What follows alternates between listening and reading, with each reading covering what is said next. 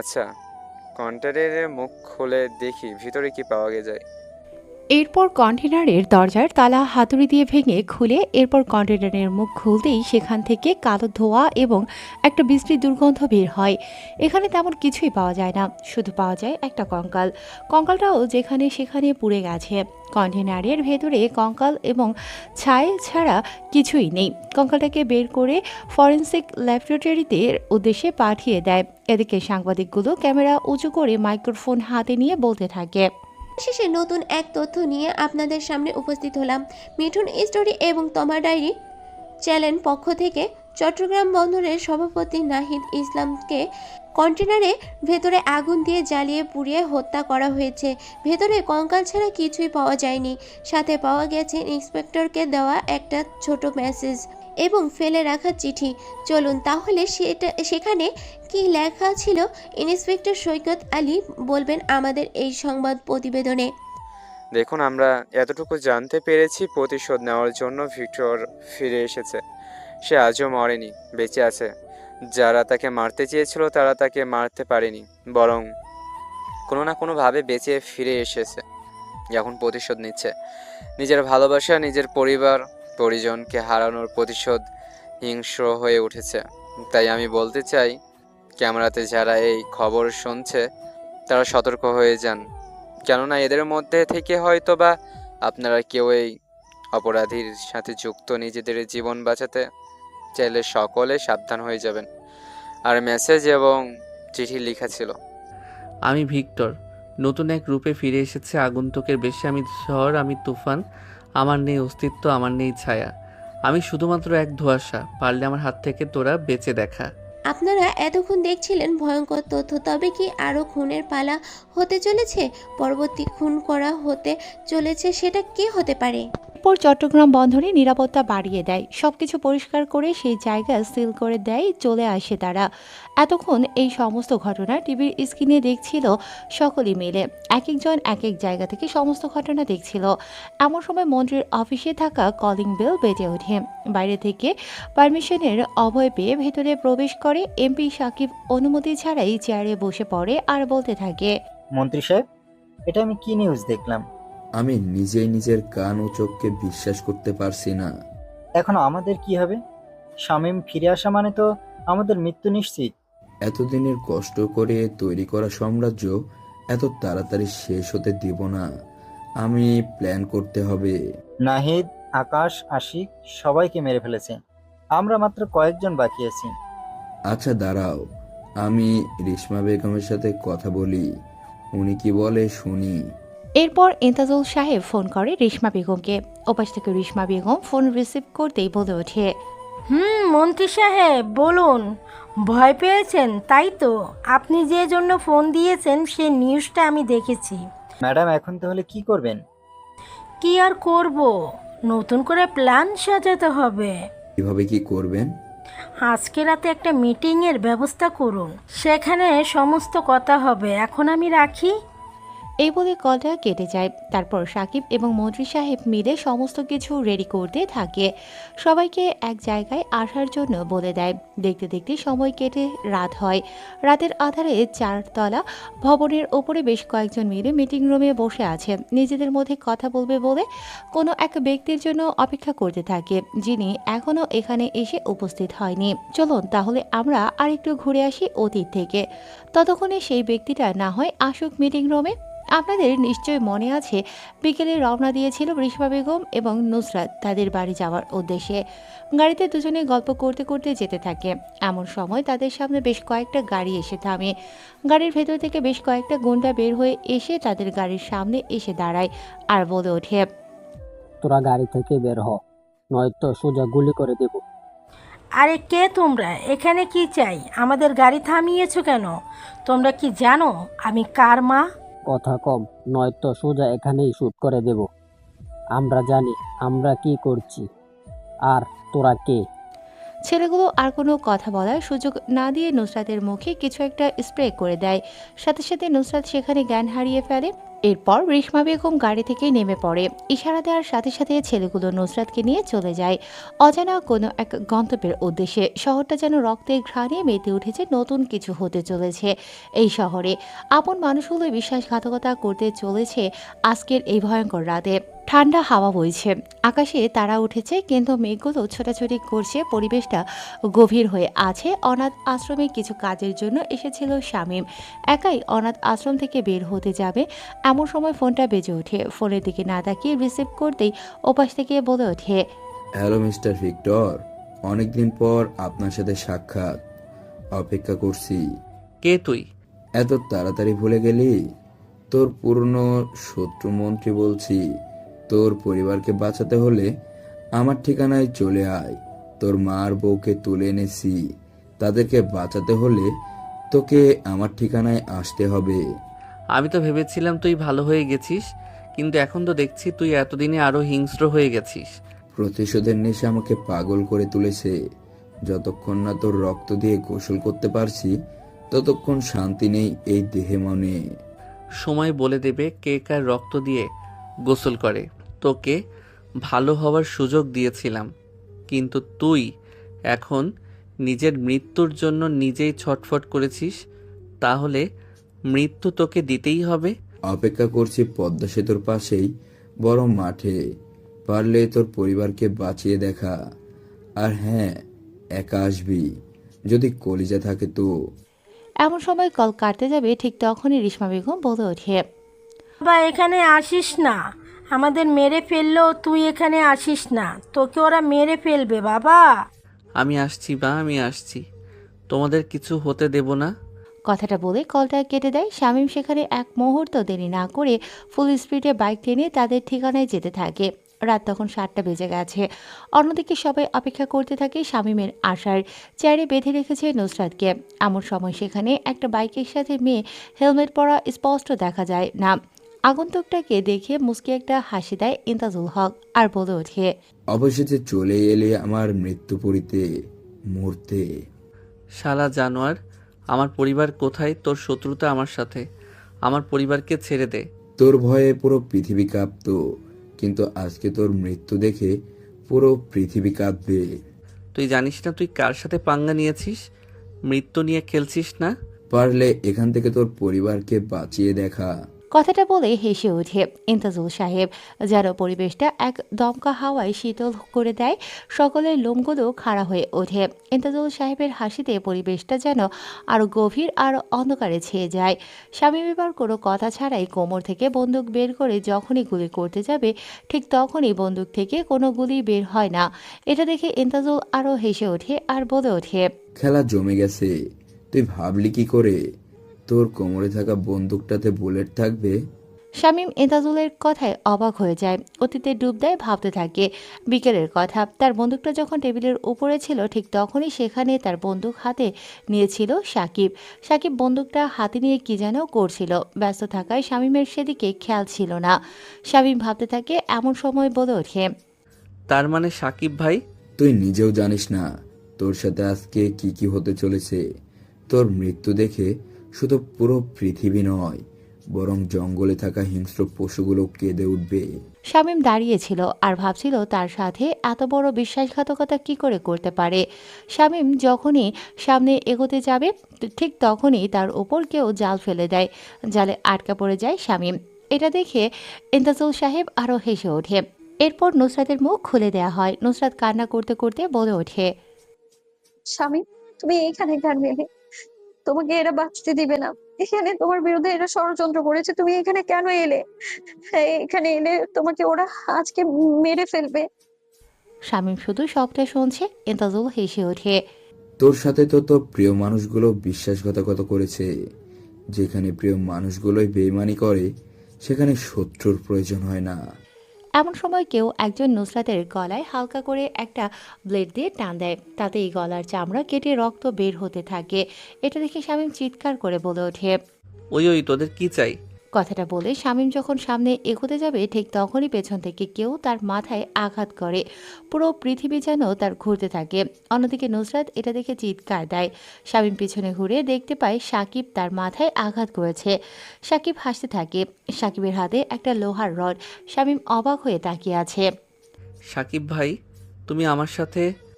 কি করব বল, তোকে আর বাঁচিয়ে রাখা সম্ভব না, কারণ তুই আমার মাথায় বন্দুক ধরেছিস। কোনো দিন না হয় তুই আমাকেই মেরে ফেলিস। তাই মন্ত্রী সাহেব আমাকে অফার দিল, আমাকে এমপি বানাবে, সাথে সিংহাসনের পার্টনার বানাবে। তাই ভাবলাম তোকে আর আমার প্রয়োজন নেই, তোকে সরিয়ে দিয়ে রাস্তা পরিষ্কার করে ফেলি।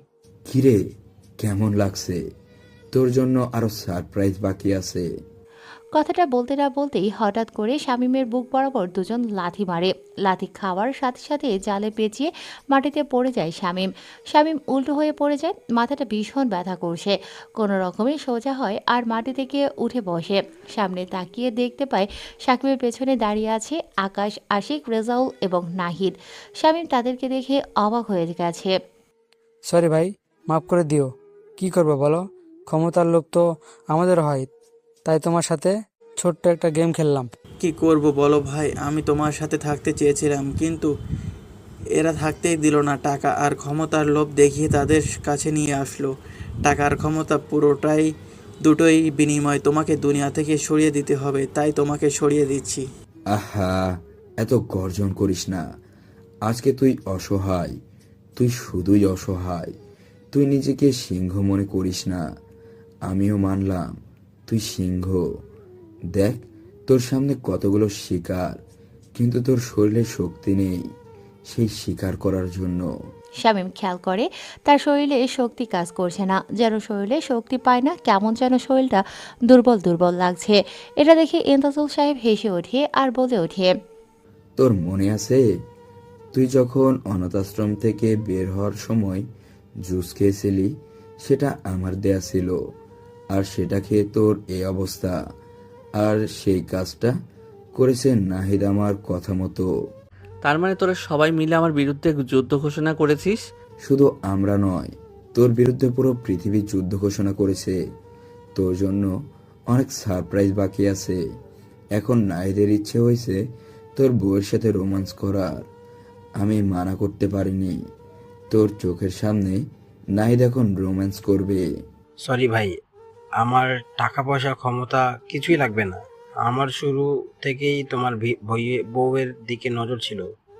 তাকে চেয়েছিলাম, তারা দিতে চেয়েছি, আর আজকে সবার সামনে আমার লজ্জা করছে। তুমি বরং দেখো আমি কি করি। কথাটা বলে নাহিদ নুসরাতের দিকে এগোতে থাকে। এটা দেখে ইন্তাজুল সাহেব আবার বলে ওঠে, ওই, তোরা ওই সিংহকে ছেড়ে দে। সিংহ খাঁচায় ধরা পড়েছে, তাকে ছেড়ে দে, যেন সে বইয়ের ইজ্জত বাঁচাতে পারে। জি বস। মন্ত্রীর কথা মতো কয়েকজন মিলে শামীমের উপর থেকে জাল সরিয়ে নেয়। শামীম টালমাটাল হয়ে তার দুর্বল ও রক্তাক্ত শরীর নিয়ে উঠে দাঁড়ানোর চেষ্টা করে। ভীষণ কষ্ট হচ্ছে শামীমের। নাহিদের এগিয়ে যায় নুসরাতের দিকে। শামীম হাঁটতে থাকে নুসরাতের দিকে। নাহিদ নুসরাতের বুকের ওপর থেকে ওনাটা সরাতে যাবে। এমন সময় শামীম যখনই নাহিদকে মারতে যাবে ঠিক তখনই কয়েকটা ক্যাসক্যাচ শব্দ হয়। ব্যথায় কুঁকড়ে ওঠে।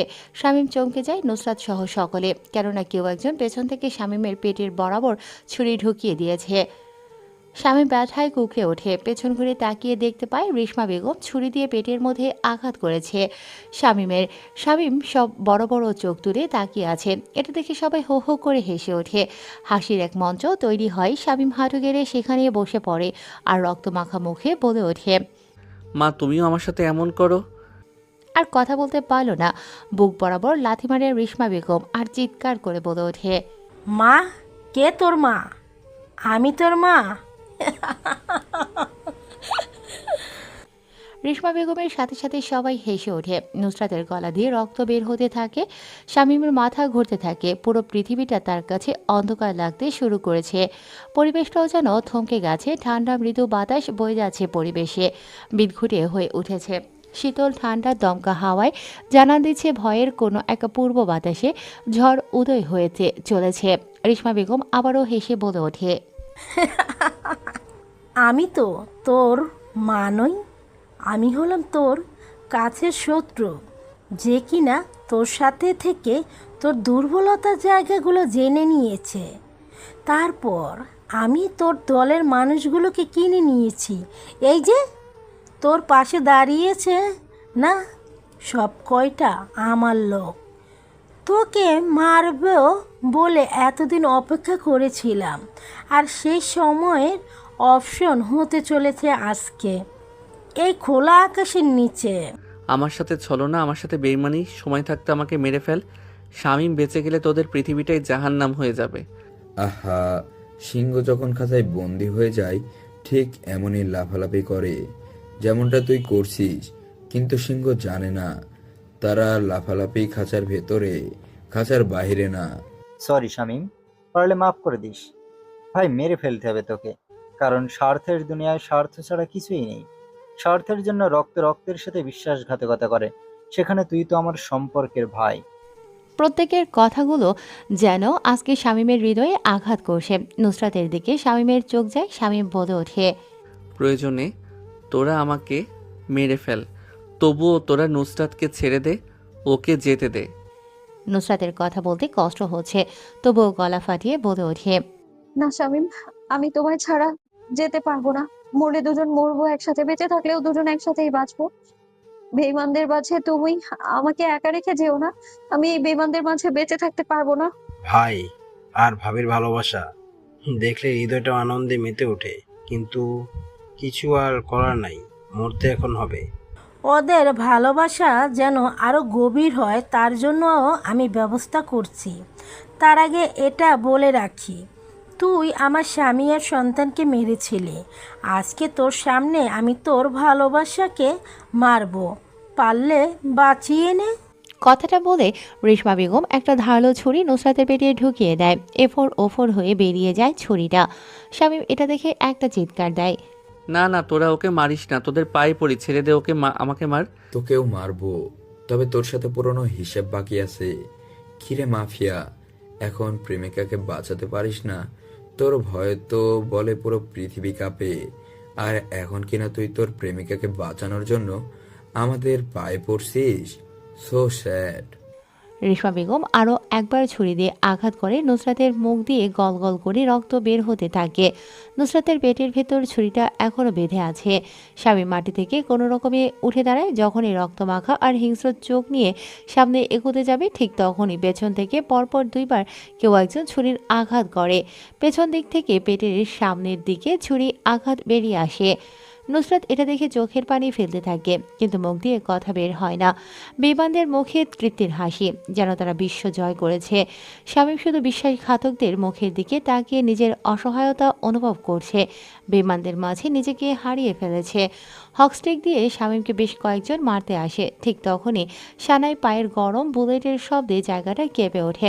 চমকে ওঠে সকলে, হতবাক হয়ে তাকিয়ে আছে রাস্তার দিকে।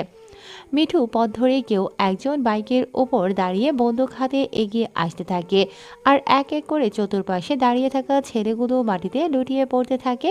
এই দৃশ্য দেখে সবাই হাঁ হয়ে তাকিয়ে আছে। স্বামী বলে ওঠে, চলে এসেছে আমার রয়্যাল বেঙ্গল টাইগার। সময় থাকতে তোরা আমাকে মারিসনি, এখন নিজেদের কবর খোঁড়ার জন্য তৈরি হয়ে নে। আগন্তুকটা বাইকের উপর থেকে লাফ দেয়। বাইকটা চলে যায় অন্যদিকে। আগন্তুকটা বেশ কয়েকটা গুলি চালায়। কয়েকটা ছেলে মাটিতে লুটিয়ে পড়ে। এরপর আগন্তুকটা মাথার উপর থেকে হেলমেটটা খুলে ফেলে। সবাই অবাক হয়ে যায় সাগরকে দেখে। তারা ভেবেছিল সাগরকে এখান থেকে গিয়ে মেরে ফেলবে, কিন্তু সাগর এখন তাদের রাস্তার সবচেয়ে বড় কাঁটা হয়ে গেছে, যেন গলার মাঝখানে গিয়ে বিঁধে গেছে। না ফেলতে পারছে না গিলতে পারছে। এটা দেখে সাকিব বলে ওঠে, সাগর, তুই তুই এখানে কিভাবে এলি? হ্যাঁ হ্যাঁ, তোরা কি ভেবেছিস ভাই একা? ভাইয়ের সাথে আমিও আছি, লোকেশন ট্যাগ করে এসেছি। ভেবেছিলাম এখান থেকে গিয়ে তোকে মারবো, কিন্তু যেহেতু মরতে চলে এসেছিস, তাহলে তোকে মেরেই ফেলি এর সাথে, কি বলিস? তোরা ভুলে যাচ্ছিস, জঙ্গলে থাকা শিয়ালগুলোও শুধু চিৎকার করে পেছনে ছোটে, শিকার করতে পারে না। তারা নিজেরাই শিকার হয়ে যায় হিংস্র সিংহের সামনে। তোদের দুইজনকে মেরে এখানে ইতিহাস গড়ব। শামীম ভাই, এই নাও তোমার পছন্দের তরবারিটা, আর নিজের ভালোবাসাকে বাঁচাও। কথাটা বলে শামীমের দিকে একটা তরবারি বাড়িয়ে দেয়। এরপর শামীম মাটি থেকে খুব কষ্টে উঠে দাঁড়ায়। মুখ থেকে রক্ত পড়ছে, পেট থেকে রক্ত পড়ছে। নিজের পরনে থাকা টি শার্টটা খুলে পেটের উপর ভেতরে বেঁধে ফেলে। এরপর টালমাটাল হয়ে এগিয়ে যেতে থাকে। এটা দেখে অপর পাশে থাকা ছেলেগুলো বেশ কয়েকজন এগিয়ে আসে শামীমকে মারতে। শামীম হিংস্র ক্ষুধার্ত সিংহের মতো একজনকে তরবারি দিয়ে আঘাত করতে থাকে, জবাই করে ফেলতে থাকে, কয়েক টুকরো করে ফেলতে থাকে। পেছন থেকে কেউ একজন শামীমের পিঠের উপর ছুরির আঘাত করে, সাথে সাথে পিঠের চামড়া কেটে ফাঁক হয়ে যায়। এটা দেখে সাগর সেই ছেলেটার গলা থেকে শরীরটা আলাদা করে ফেলে। তাদের দুজনের মাঝে এক মহাযুদ্ধ শুরু হয়। সবাই মিলে সেটা দেখছে আর হাসতে থাকে। হঠাৎ করে গুলির শব্দে জায়গাটা কেঁপে ওঠে। পেছনে তাকিয়ে দেখতে পায় সাগর মাটিতে লুটিয়ে পড়েছে। সাগরের মাথায় গুলি লেগেছে। পরপর বেশ কয়েকটা গুলি করেছে সাগরের মাথায়। সাগর মৃত্যুর আগে একটা কথা বলে যায়, ভাই তুমি বেঁচে থাকলে এদেরকে জীবিত ছেড়ে দিও না। কথাটা বলে সাগর শেষ নিঃশ্বাস ত্যাগ করে। অন্যদিকে রেশমা বেগম বলে ওঠে, তোকে বাঁচাতে এসেছিল, কিন্তু এখন নিজেই মরে গেল। শিকার করতে এসে নিজেই শিকারী হয়ে গেল।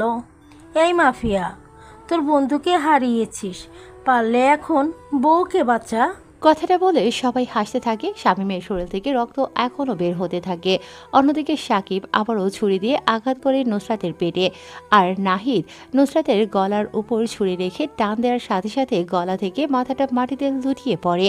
শামীম এটা দেখে চোখ বন্ধ করে ফেলে। চোখ থেকে পানি গড়িয়ে পড়ে। দীর্ঘ একটা নিঃশ্বাস ফেলে বেঈমানদের কাছে হেরে যায় তার পবিত্র ভালোবাসা। শামীম উঠে যখনই তার প্রিয়তমার কাছে যাবে, ঠিক তখনই ছুরি দিয়ে আরেকবার যেন তাকে আঘাত করে, সাথে সাথে মাটিতে হুমড়ি খেয়ে পড়ে। এরপর তাকে অনেকগুলো গুলি করে। শামীম খুব কষ্ট করে গড়াতে গড়াতে নুসরাতের কাছে যেতে থাকে। এক পর্যায়ে শামীম যখনই নুসরাতের নিথর দেহটা ধরতে যাবে, ঠিক তখনই রেশমা বেগম তা হাত পা দিয়ে চেপে ধরে। নুসরাত সেখানে মারা যায়। শামীম কান্না করতে থাকে। তার চোখের পানি আগুনের শিখার মতো অগ্নিকাণ্ড হয়ে ওঠে। শামীম জোরালো কণ্ঠে বলে ওঠে, এই বিশ্বাসঘাতকতা করার ফল তোদেরকে ভোগ করতে হবে। ফিরে আসবো আমি, প্রতিশোধ নিতে তৈরি থাকিস, সহ দলবল মিলে। কথাটা আর শেষ করতে পারেনি শামীম। রেশমা বেগম শামীমের বুকের ওপর পা রেখে পরপর বেশ কয়েকটা গুলি চালায়। এটা দেখে ইন্তাজুল সাহেব বলে ওঠে, আরে ম্যাডাম কি করছে? একাই যদি ওকে মেরে ফেলেন তাহলে আমার প্রতিশোধ নেওয়া হবে না এই জন্মে। আমাকে দিন। ইন্তাজুল সাহেব এসে আচ্ছা মতো পেটাতে থাকে শামীমকে। এরপর আবার একটা ধারালো ছুরি পেটের মধ্যে ঢুকিয়ে দেয়। শামীম ধীরে ধীরে নিস্তেজ হয়ে যায়। শামীম চোখ বন্ধ করে ফেলে। এটা দেখে ইন্তাজুল সাহেব বলে ওঠে, মেয়েটার লাশটাকে তার বাবার বাড়িতে পাঠিয়ে দেবে, আর এই শালা মাফিয়াটার লাশটাকে ব্রিজের উপর থেকে ফেলে দে। ঠিক আছে ভাই, কাজ হয়ে যাবে। এরপর পাশের জঙ্গলে সাগরের লাশের দেহটা ফেলে দেয়, আর ভিক্টরের লাশটাকে নিয়ে যায় ব্রিজের ওপর থেকে নিচে ফেলে দেয়। অন্যদিকে নুসরাতের লাশটাকে পাঠিয়ে দেয় তার বাবার বাড়িতে। সেখানে নুসরাতের পরিবার নিজের মেয়ের মৃত্যুর কারণে কান্নায় ভেঙে পড়ে। শেষ গোসল দিয়ে দাফন করে। রেশমা বেগম নিজেই নিজেকে মৃত বলে ঘোষণা দেয়, যাতে তাকে কেউ না খোঁজে। সেদিনের পর থেকে শহরের রং বাতাস সবটাই পরিবর্তন হয়ে গেছে। ধীরে ধীরে সন্ত্রাসীদের আতঙ্ক আর চাঁদাবাজি বেড়ে গেছে। পরিবেশটা মৃদু বাতাসে প্রবাহমান, চাপ বেড়ে গেছে। আপন মানুষের লাভের কারণে শত্রুতায় পরিণত পায় পুরো একটা গ্যাংস্টারের জীবন নষ্ট হয়ে যায়। সেদিনের পর থেকে শামীমের আর কোনো খবর পাওয়া যায়নি। এই ছিল জীবনের অতীত। আর বর্তমানে ফিরে আসা যাক। কি করে তাহলে ফিরে এলো নতুন করে এই ভিক্টরকে তো মেরে ফেলেছিল, তাহলে কিভাবে সে ফিরে এলো? প্রতিশোধ নিতে সবটাই বলল। চলুন গল্পের মধ্যে তার আগে আমাদের এই মিঠুন স্টোরি চ্যানেলটিকে সাবস্ক্রাইব করে সাথে থাকুন। আপনাদের নিশ্চয়ই মনে আছে, রাতের আধারে চারতলা ভবনের উপরে বেশ কয়েকজন মিলে মিটিং রুমে বসে আছে নিজেদের মধ্যে কথা বলবে বলে। কোনো এক ব্যক্তির জন্য অপেক্ষা করতে থাকে, যিনি এখনও এখানে এসে উপস্থিত হননি। ঠিক তার কিছু মুহূর্তের মধ্যেই সেখানে উপস্থিত হয় একটা লাল গাড়ি। গাড়ির ভেতর থেকে বের হয় একজন আগন্তুক। এরপর ফ্ল্যাটের ভেতর ঢুকে লিফট ব্যবহার করে চারতলা ভবনের উপরে চলে যায়। হালকা করে ধাক্কা দিয়ে সরাতেই মিটিং রুমের দরজা খুলে যায়। মানুষটাকে দেখে সবাই দাঁড়িয়ে যায়। এরপর মানুষটা কোনো কথা ছাড়াই সবার সামনে চেয়ারে বসে পড়ে আর বলে ওঠে, সবাই সাবধান হয়ে যাও, কারণ ভিক্টর ফিরে এসেছে। সে মরেনি, বরং আগে থেকে দুগুণ শক্তিশালী হয়ে প্রতিশোধ নিতে এসেছে। রেশমা বেগমের কথা শুনে সবার কলিজার পানি শুকিয়ে যায়। ইমদাদুল হক বলে ওঠে, তাহলে এখন আমাদের কি করব? ও তো আমাদের কাউকেই ছাড়বে না, প্রয়োজনে কবর থেকে তুলে এনে মেরে ফেলবে। চারদিকে ছেলেপেলে লাগিয়ে দেই। ভাই, আমি আজকে দেশ ছেড়ে চলে যাব। আমি মরতে চাই না, আমি বাঁচতে চাই। আমার মরার কোনো ইচ্ছে নেই। ভয়ের কিছু নেই, আমাদেরকে সতর্ক থাকতে হবে এবং খবর নিতে হবে তার আড্ডাখানা কোথায়। সে একা এসবের সাথে যুক্ত নাকি সবাই মিলে? মৃত্যু আমাদের চারপাশে ঘুরছে, সবাই সাবধান। জীবনটা বর্তমানে পকেটে নিয়ে ঘুরতে হবে, কারণ সে যতজনকে মেরেছে খুব ভয়ঙ্কর শাস্তি দিয়েছে। আমাদের ছেলেপেলে আরো বাড়িয়ে দিয়েছি, কোনো সমস্যা হলে সাথে সাথে সমাধান করা যাবে। নতুন করে প্ল্যান গুছাতে হবে যাতে তাকে আবার আমরা আমাদের জালে ফেলতে পারি। আর এবার তাকে জবাই করে মেরে ফেলবো যদি আমি আমার সামনে পাই। ওকে বলি দিব আমি। কি প্ল্যান ম্যাডাম? আজকে তোমরা যাও, আমাকে একদিন সময় দাও, বিষয়টা আমি ভেবে কালকে জানাবো। তারপর আর কেউ কোনো কথা না বলে এক এক করে সেখান থেকে চলে যায়। সর্বশেষ সেখান থেকে বের হয় রেজাউল ও রবিউল। একসাথে দুজনেই মিটিং রুম থেকে বের হয়। এরপর গাড়ির দরজা খুলে গাড়ির ভেতরে প্রবেশ করতেই তাদের গাড়ির সামনে এক আগন্তুকের আগমন ঘটে। তা দেখে ভয়ে বলে ওঠে, কে তুই? হঠাৎ করে কোথা থেকে এলি? মরার জন্য পাখনা গজিয়েছে? আগন্তুকটা ছোট্ট একটা হাসি দেয়। এরপর বাইকের উপরে বসে সিগারেটের প্যাকেটটা থেকে একটা সিগারেট বের করে কয়েকটা টান দিয়ে সিগারেটের অংশটা গাড়ির উপরে ছুঁড়ে মারে। আগন্তুকটা গুটি গুটি পায়ে গাড়ির সামনে গিয়ে জানালার কাচ ভেদ করে তাদের নাকের উপরে কি যেন একটা স্প্রে করে দেয়। সাথে সাথে তারা দুজনে জ্ঞান হারিয়ে ফেলে। আগন্তুকটা সেখান থেকে বাইক নিয়ে চলে যায়। কেউ একজন গাড়ির ভেতর ঢুকে গাড়ি নিয়ে চলে যায়। দেখতে দেখতে রাত আরও গভীর হতে থাকে। পরিবেশটা তত ভয়ঙ্কর হয়ে উঠতে থাকে। নিস্তব্ধ রাত, পরিবেশটা শুনশান। চতুর্পাশে ভয়ঙ্কর পশু পাখির ডাকাডাকি। নিস্তব্ধ রাতের তারাগুলো আকাশে জ্বলজ্বল করে উকি দিয়েছে। আকাশে চাঁদ উদয় হয়েছে তার কিরণ মাখা হাসি নিয়ে। সুইমিং পুলের উপরে পিলারের সাথে বেঁধে রেখেছে দুজনকে। নিচে দেখা যাচ্ছে বেশ কিছু কুমির। দুজনকে একটা পিলারের বাঁশের সাথে দুই প্রান্তে বেঁধে রেখেছে। গলায় রশি দিয়ে সুইমিং পুলের উপরে ঝুলিয়ে রেখেছে। কুমিরগুলো জিহ্বা বের করে লোভ লালসাময় দৃষ্টিতে তাকিয়ে আছে, যেন সুযোগ পেলেই গিলে খাবে। একজন ছেলের ওপর হাতে রেখেছে একটা লোহার অংশ। ছেলেটা সেটা হাতে নিয়ে সুইমিং পুলের উপর ঝুলে আছে। ছেলেটার হাতের থেকে সুইমিং পুলের লোহার অংশটা পড়ে যায়। সাথে সাথে অপর পাশে থাকা একটা ছেলে নিচে নেমে যায়। সাথে সাথে বেশ কিছু কুমির উপরে লাফ দেয়। সাথে সাথে ঝুলে থাকা ছেলেটার অর্ধেক শরীর কামড়ে গিলে ফেলে। কোমর থেকে নিচের অংশটা কুমিরটা খেয়ে ফেলে। গলায় রশি পেঁচিয়ে অর্ধেক অংশ ঝুলে থাকে, ছটফট করতে থাকে বাকি কাটা অংশ। সুইমিং পুলের উপর শরীরের অর্ধেক অংশ থেকে গড়গড় করে রক্ত পড়তে থাকে। এই দৃশ্য দেখে রবিউল চিৎকার করে ওঠে, কে তুমি? কি চাও আমাদের কাছে? আমাদের ছেড়ে দাও। ছেড়ে দিব তো, তবে সারা জীবনের জন্য ছেড়ে দিব মুক্ত আকাশে। এই বলে আগন্তুকটা নিজের মুখের উপর থেকে সেই মাস্কটা খুলে ফেলে।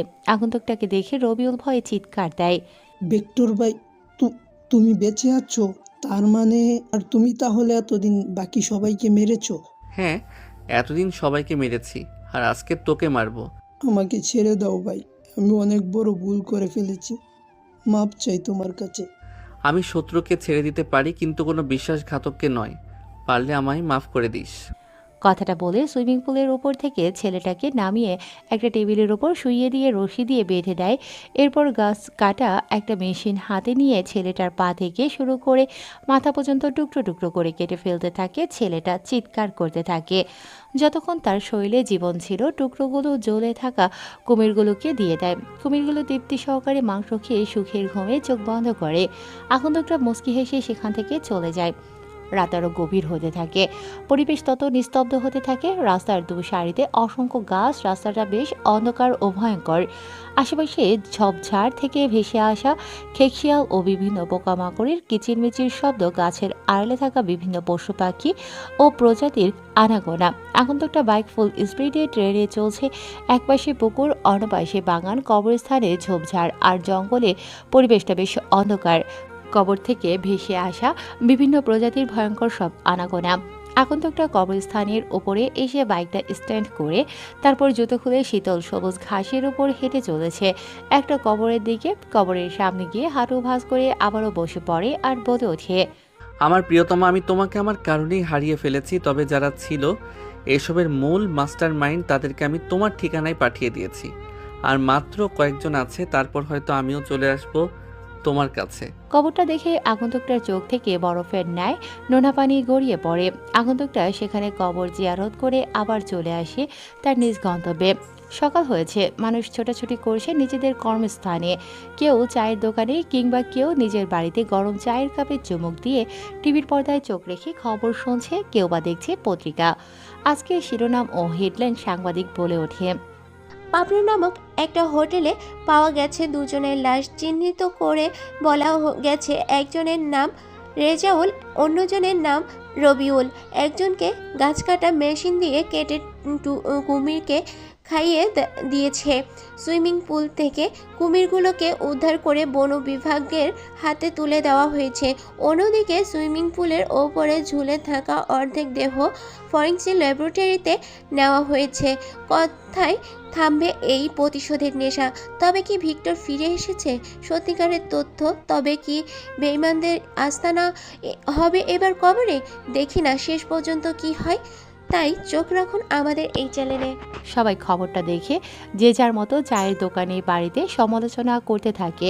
বেশ কিছু মানুষের মুখে ফুটে উঠেছে হাসি, আর কিছু মানুষের মুখে ভয়ের এক আতঙ্কের ছাপ। খবর দেখে জরুরি ভিত্তিতে মিটিং দেখেছে রিশমা বেগম। মিটিং রুমে বসে আছে সবাই। রিশমা বেগম বলে ওঠে, অনেক হয়েছে লুকোচুরির খেলা, কালকেই শেষ করব এই মাফিয়ার খেলা। কিভাবে কি করব? ওই মেয়েটার বাবা মা বেঁচে আছে, তাদেরকে তুলে নিয়ে এসে তাদেরকে ভালো করে বোঝাতে হবে। তাদেরকে দিয়ে একটা মিথ্যা কথা বলবো যে তাদের মেয়ে বেঁচে আছে এবং তাকে তাদের বাড়িতে রাখা হয়েছে অবজারভেশনে। এই কথা শুনে যখন আগন্তুকটা সেই বাড়িতে পা রাখবে, ঠিক সেদিনই আমরা তার বলগুলিয়া সাঙ্গ করে দিব। প্ল্যান আরও সুন্দর করে সাজাও, নিজেদের মতো কাজ করো। বুঝে গেছি ম্যাডাম, আর কিছু বলতে হবে না। সবাইকে মেরে ফেলেছে, এবার তাকে মেরে আমরা তিনজন করবই শহরে রাজত্ব। তাহলে তাদেরকে তুমি নিয়ে আসার ব্যবস্থা করিও। এরপর ইন্তাজুল সাহেবের কথা মতো ছেলেগুলো তুলে নিয়ে আসে তাদেরকে দিন দুপুরে একটা বাংলো বাড়িতে।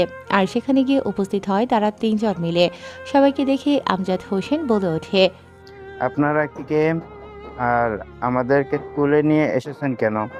তোদেরকে তুলে নিয়ে এসেছি তোদের জামাই মাফিয়াকে মারার জন্য। তোদের জামাই অর্থাৎ ভিক্টর, সে বেঁচে আছে, মরেনি। তোদের তুলে এনেছি কারণ তাকে মারবো বলে। ভিক্টর বেঁচে আছে? এত খুশির কিছুই হয়নি, আজকে রাতেই তাকে মেরে ফেলবো, তাও তোদের চোখের সামনে। তোমাদের দোয়াই লাগে, তোমরা তাকে মেরো না, তাকে ছেড়ে দাও। তাকে ছেড়ে দিয়ে কি আমরা নিজেরাই মরবো নাকি? তোর জামাই অলরেডি সবাইকে মেরে ফেলেছে, শুধু আমরা তিনজন বেঁচে আছি। আমাদের জীবন পুরো পকেটে নিয়ে ঘুরতে হয়, কখন আমাদের মেরে ফেলবে আমরা নিজেরাও জানি না। মৃত্যু আমাদের চতুর্পাশে ঘুরছে, তোর জামাইকে মেরেও আমরাও শান্তিতে থাকবো। শোন বুড়ো, তুই কালকে তোর বাড়ির সামনে সাংবাদিক কনফারেন্স বলবি তোর মেয়ে বেঁচে আছে। বলবি তোর মেয়ে বেঁচে আছে আর সে এই বাড়ির ভিতরে অবজারভেশনে আছে।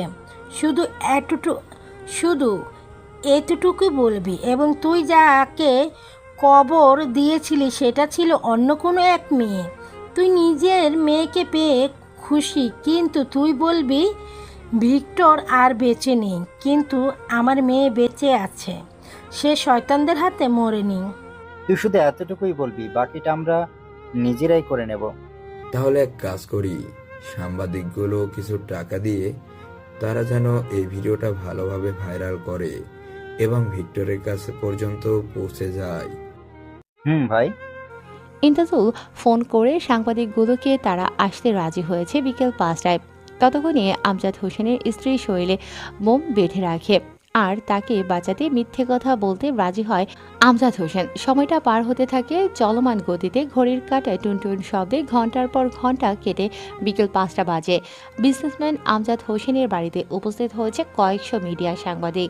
আমজাদ হোসেন ক্যামেরার সামনে বসে মাইক্রোফোন হাতে নিয়ে বলে ওঠে, আমি দুঃখের সাথে জানাচ্ছি যে একটা ভুল বোঝাবুঝি হয়েছে। আমার মেয়ে বেঁচে আছে, সে এখনো মরেনি। তাকে আমার বাড়ির ভেতরে অবজারভেশনে রাখা হয়েছে।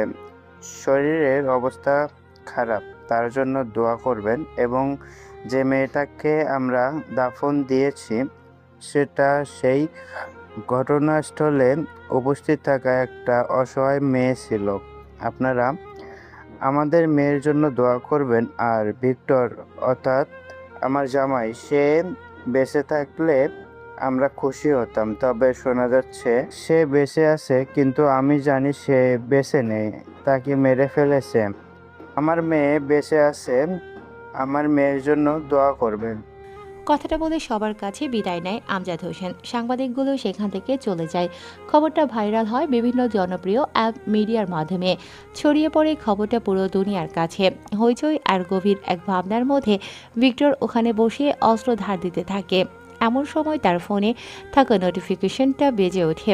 ফোনের স্ক্রিনে তাকিয়ে দেখতে পায় একটা ভিডিওতে ক্লিক করার সাথে সাথে খবরটা তার চোখে পড়ে। এক মুহূর্ত নিজের কানকে বিশ্বাস করতে পারে না খবরটা শুনে। প্রায় পাগলপাড়া হয়ে যায় খুশিতে আত্মহারা হয়ে।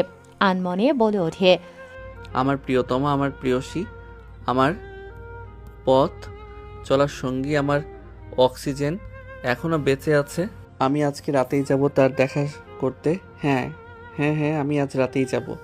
কথাটা বলে খুশিতে আত্মহারা হয়ে যায়। সময়টা যেতে থাকে টপ টপ করে। সেকেন্ডের ঘড়ির কাঁটায় টং টং শব্দে ঘন্টা বেজে ওঠে। দেখতে দেখতে রাত 9টা বেজে যায়। আশেপাশে থাকা পরিবেশটা নিস্তব্ধ। বাড়িটা কেমন যেন নিস্তব্ধ। হঠাৎ এক আগন্তুকের আগমন ঘটে সেই বাড়িতে। গেট দিয়ে প্রবেশ করে, বিল্ডিংয়ের পাইপ ধরে দোতলার রুমে গিয়ে পৌঁছয় এক আগন্তুকটা সেখানে পৌঁছে গিয়ে দেখতে পায় বিছানার উপর কেউ শুয়ে আছে। খুশিতে বাকবাকুম হয়ে আগন্তুকটা বিছানার উপরে থাকা মানুষটার মুখ থেকে কাপড়টা সরাতেই তার উপর একটা জাল এসে পড়ে।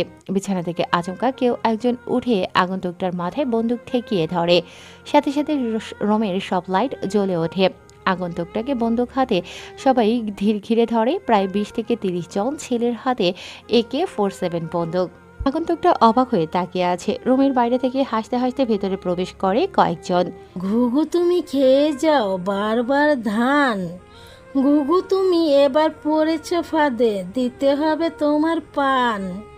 কেউ একজন কবিতা আবৃত্তি করে রুমের ভেতর প্রবেশ করে। আগন্তুকটা সেদিকে তাকিয়ে দেখতে পায় রিশমা বেগম এবং এন্তাজুল হক বাড়ির ভেতরে প্রবেশ করছে।